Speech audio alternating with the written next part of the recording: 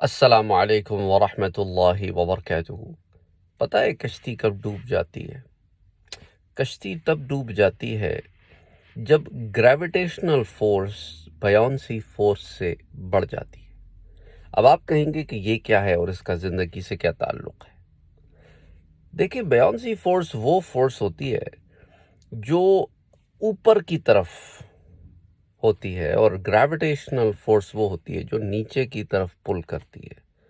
تو اوپر کی طرف لے کے جانے والی فورس اور نیچے کی طرف لے کے جانے والی فورس، یہ اگر سرٹن پروپورشن میں ہوں تو کشتی ہو، شپ ہو، بوٹ ہو، فلوٹ کرتی رہتی ہے۔ یعنی گریویٹیشنل فورس جو نیچے کی طرف چیز کو لے کے جاتی ہے یہ کم ہونی چاہیے بیونسی فورس سے جو اوپر کی طرف لے کے جاتی ہے، تو نتیجتاً کشتی فلوٹ کرتی رہتی ہے۔ اور کشتیاں کیوں ڈوب جاتی ہیں؟ کشتیاں تب ڈوب جاتی ہیں جب کشتیوں میں سوراخ ہوں، پانی اندر آنا شروع ہو جائے تو وہ کشتیوں کو ڈبا دیتا ہے۔ زندگی کی کشتی بھی ایک کشتی ہے۔ اس کے چلتے رہنے کے لیے یہ ضروری ہے کہ پانی باہر ہی رہے، اندر آ گیا تو کشتی کو ڈبا دے گا۔ یہ باہر جو پانی چل رہا ہے یہ مسائل بھی ہیں، پریشانیاں بھی ہیں، زندگی کی دوڑ بھی ہے، بہت ساری شے ہیں جو ہماری زندگی کے اراؤنڈ گھوم رہی ہیں اور ہم ان کے درمیان جی رہے ہیں۔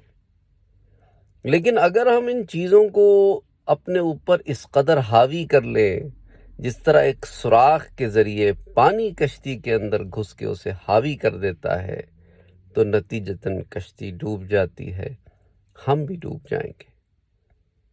تو اپنی زندگیوں کی مشکلات اور پریشانیوں کا مقابلہ بھی کریں اور ان کو اپنے اوپر حاوی نہ ہونے دیں۔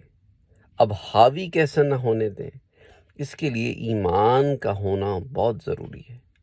اپنے اندر ایمان کو پیدا کریں۔ جو اللہ کے پیارے محبوب بندے ہیں، جو انبیاء ہیں، رسول ہیں، صالحین ہیں، قرآن کریم میں ان کا تذکرہ بڑی کثرت سے موجود ہے، احادیث مبارکہ میں بڑی تعداد میں موجود ہے۔ ان کی زندگیوں سے اپنی زندگیوں کے بجھے ہوئے چراغوں کو روشن کریں۔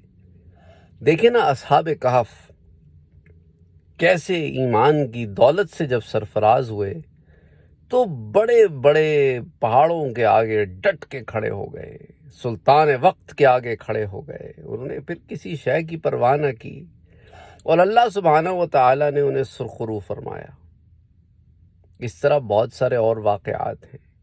اچھا، کبھی کبھی ایسے بھی ہوا کہ لوگوں نے اپنے ایمان کی طاقت کے ذریعے ڈٹے رہے اور شہید کر دیے گئے تو بھی سرخرو ہو گئے، جیسے سورہ یاسین میں آتا ہے کہ وہ شخص تو کامیاب ہو گیا جسے شہر والوں نے شہید کر دیا۔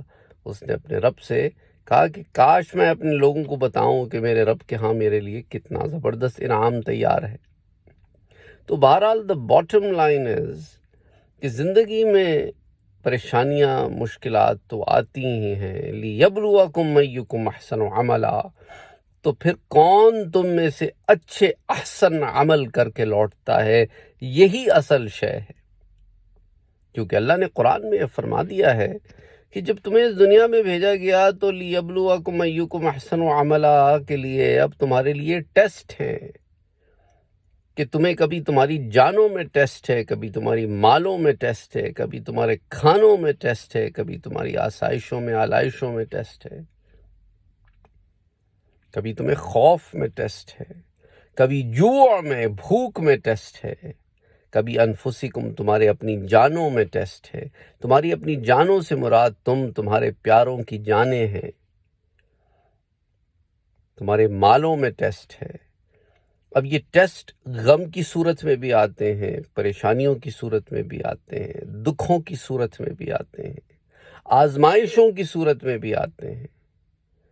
اور لوگ کثرت سے یہ سوال بھیجتے ہیں کہ سر غم نے آ لیا ہے، کوئی صورت نظر نہیں آتی، کوئی صورت نظر نہیں آتی، ایسا کیسے ہو سکتا ہے کہ ایمان والے کو کوئی صورت نہ نظر آتی ہو جب کہ وہ انا للہ و انا الیہ راجعون پڑھتا ہو. یعنی ہر شے میرے رب کی طرف سے آتی ہے اور اس نے میرے رب کی طرف ہی لوٹ جانا ہے کہ جس کی امانت تھی اس نے وہ امانت لے لی. جان دی ہوئی اسی کی تھی. حق تو یہ ہے کہ حق ادا نہ ہوا. اپنا اور اپنوں کا بہت خیال رکھیے. جو آپ کے پاس آپ کے اپنے موجود ہیں نا، ان کا بھی خیال رکھیے. یہ بھی آپ کی ذمہ داری ہے. وہ جو اپنے آپ کے درمیان نہیں رہے، یہ نہ سمجھنا کہ وہ مر گئے ہیں. وہ تو ایک اور منزل کی طرف گامزن ہے، جسے آپ ابھی برزخ کہہ رہے ہیں، قبر کی زندگی کہہ سکتے ہیں.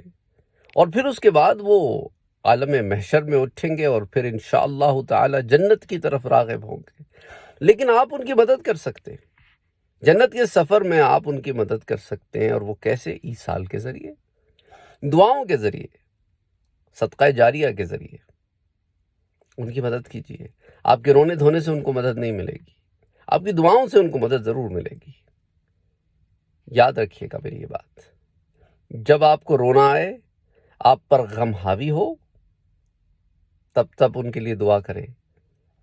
یہ وہ لمحات ہیں جن میں آپ کا دل اس طرف مضطرب ہوتا ہے کہ اس وقت دل سے جو آہ نکلتی ہے اثر رکھتی ہے، پر نہیں طاقت پرواز مگر رکھتی ہے.